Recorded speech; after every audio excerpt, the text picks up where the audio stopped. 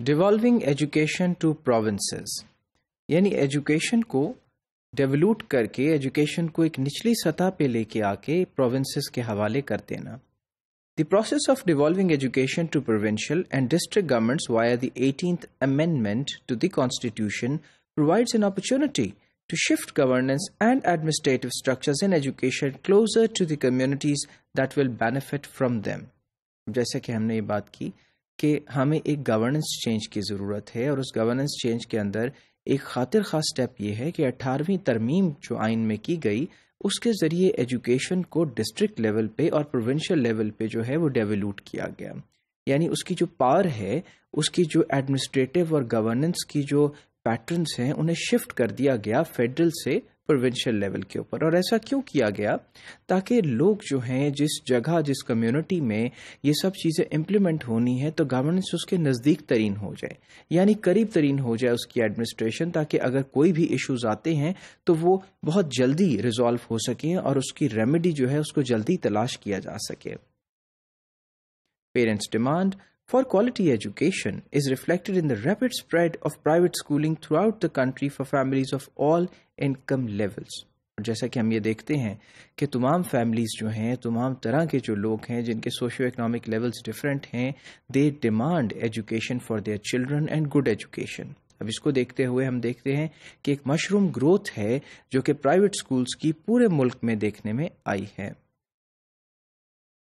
Devolution is expected to help articulate the purpose of education to more effectively match the supply of education with demand for the large number of children in need of schooling within the area of Pakistani ethnic and geographical contexts. So important کیا ہے یہاں ہم دیکھتے ہیں کہ Pakistani ethnic اور geographical جو context ہیں ان میں قریب ترین جو بہترین طرح سے ان کی ڈیمانڈ پوری کی جائے، یہ فائدہ ہوگا 18ویں ترمیم کا اور ڈیولوشن آف ایجوکیشن کا پروونشل لیول پہ، تاکہ لوگوں کو جو چیز چاہیے، جس چیز کی ڈیمانڈ ہے اس علاقے کے مطابق، اس پروونس اور ڈسٹرکٹ کے مطابق اسی طرح سے اس کو سپلائی بھی کیا جائے.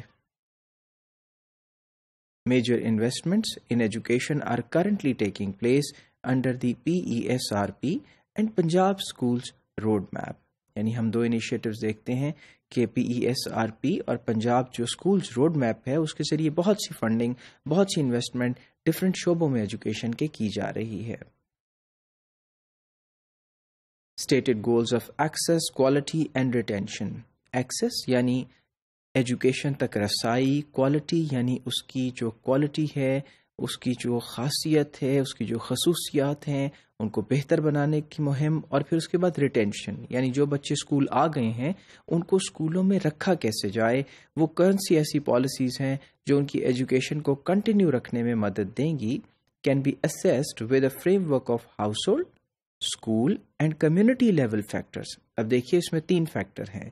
نمبر 1 ہاؤس ہولڈ یعنی گھر، اس کے بعد اسکول، اور پھر اس کے بعد کمیونٹی لیول جو فیکٹرز ہیں، جس میں ہم یہ دیکھتے ہیں کہ جو کمیونٹی کے اسکولس ہیں، کمیونٹی کے جو علاقائی ہماری جو اس کی کسٹمز ہیں، علاقائی جو رواج ہیں اور جو طریقے ہیں، ان سب کو ملا کے ان سب فیکٹرز کی انٹیگریشن کے بعد ہم یہ دیکھتے ہیں کہ کس طرح یہ فیکٹرز افیکٹ کرتے ہیں ان گولز کو اچیو کرنے میں. سو یہ انالیسس بھی بہت ضروری ہے. The education literature indicates that on the demand side, poverty remains an overwhelming constraint to school attendance in Punjab. اور پھر پنجاب میں جو ایک overwhelming بات ہے جس کی وجہ سے اسکول اٹینڈنس پہ فرق پڑتا ہے وہ ہے غربت. یعنی غربت اور افلاس کی وجہ سے بچے اسکول جو ہیں وہ نہیں جا پاتے. Schooling quality, school location and teacher presence affect parents' decision to send their children to schools. اب جو سیکنڈ بہت امپورٹنٹ فیکٹر ہے وہ ہے پیرنٹس ڈیسیژن.